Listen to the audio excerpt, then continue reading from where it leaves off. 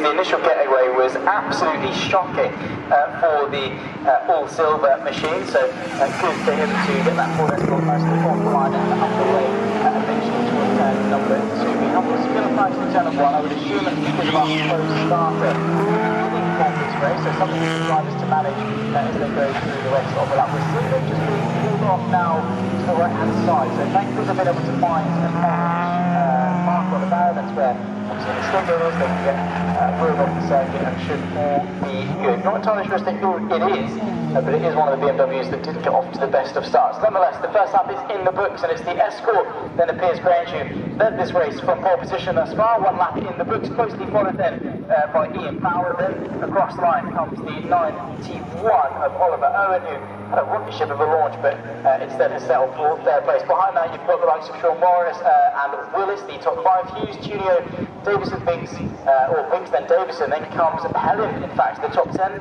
Gandesha losing 4 places on the opening lap, make that even more. I think it could well be the 14 of Gandesha that we saw go off on the opening part of the race.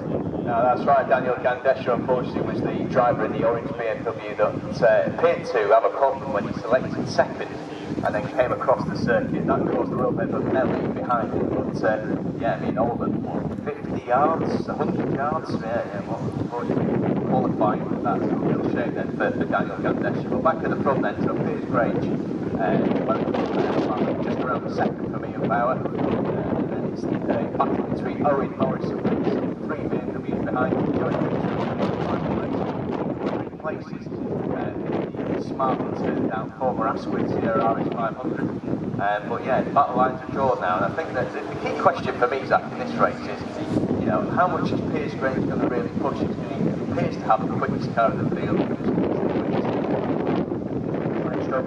Don't know if that was intentional with the Piers, but it's a nice one. It's in there somewhere. Puns are always available if you're able to go and get them. But yeah, when it comes to longevity of the car, obviously it's a hot day. You don't want to push yourself through the car more than you need to, especially when you need to be back tomorrow to race them even more. So you don't want to risk anything. And with these historic touring cars and stuff, you know, parts aren't cheap, and the work definitely is not easy either. So you don't want to be making any more headaches than you need to. You want to run the car as fast as possible. In terms of the contestant for class, the next best exhibition for the class of the 56 Piers Grange is all the way back to the 23 of Joey Binks in the 40 RS 500. That's all the way down at P8 overall. So in terms of a class victory, he's not really contested, and in terms of the overall victory, also not really contested. Has now got 2.7 seconds clear of Ian Bauer in second place.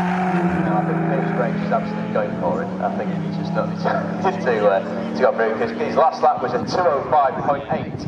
Very, very fast indeed within the Ford Escort. But Ian Bauer in second place, as you rightly say, it's a different class that Ian Bauer's in. So he's in the 393B class, but he's obviously leading that particular class. In terms of the other classes then, who's leading what, then is the 03C category, which Hughes is leading that, number 48, who's in 6th overall. Hughes, of course, is driving the Peugeot 306, so that's the green 306 that I believe is the British touring car livery. And then in terms of the boss, is currently being led by number 612, which is Clifford Pelly, he's in the Ford Fiesta. And then just to Bison is leading Boss D. And that is the number 1 machine, of course, the Bison Ford Fiesta. So they're your class leaders as things stand at the moment, but clearly only 2 laps to go. 9 minutes 30, plenty of time for something to happen then, so.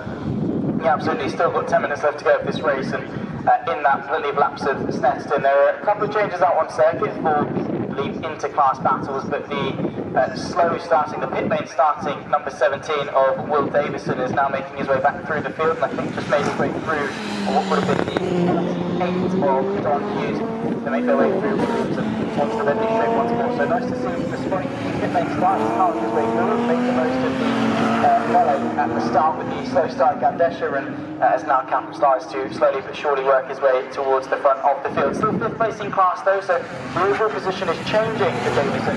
That class battle is not, and that's where the championship points are going to be scored. That's scoring as many points as physically possible, but nonetheless still probably having a great time carving his way through some cars here at Snetterton. It was definitely pushing his way around 4 and then really on, and he has absolutely extended that gap. So his fastest lap was the last lap of the race, 2:05.562, 2 seconds quicker than Ian Bauer, so the gap is now 5 seconds quicker.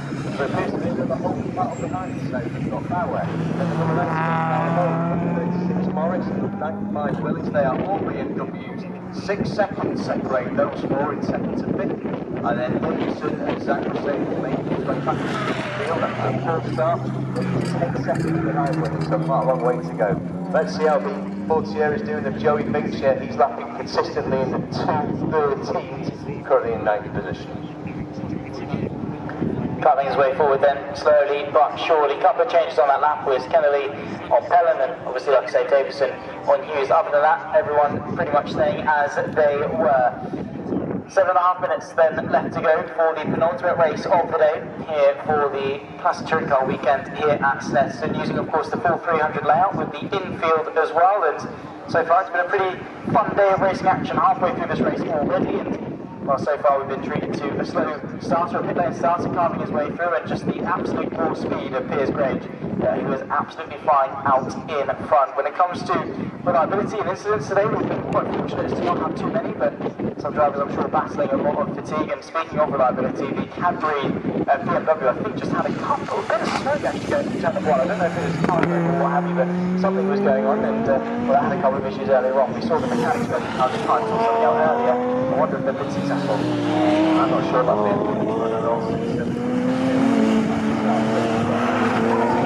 the 153 driven by man, of course, qualified by man.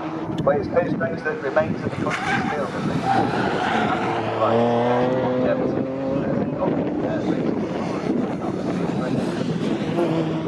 Very good magisterial purpose. Let's see what time he does there. 2:06.351, so he's very, very consistently in the mid 2-minute bracket. Ian Bauer remains in second position, 2:07.433. I think that's slightly quicker than he was lapping in his previous race, so great performance from Ian Bauer. He's keeping Owen, Morris and Willis well at bay behind him. Let's see how Davison's getting on as he's making his way back through the field. I think Davison's closing on that particular group, but let's see what the lap be at. 2:07.520, a full 2 seconds quicker than the number 95 BMW Willis in 5th place. 6 minutes to go. Not enough time maybe to catch up, but a good recovery drive nonetheless by Davison. Yeah, 100%. It's always a tricky one starting from the pit lane, and we have also just had the meatball, the black and orange mechanical flag come out for car number 153, so of Simon Mann, who I believe is the Cadbury livery BMW, so maybe some issues there still befalling, unfortunately, that BMW, which, yeah, like I say, might not well be running on all 6 cylinders. Did also see that previous lap time, a slight off to the Peugeot 306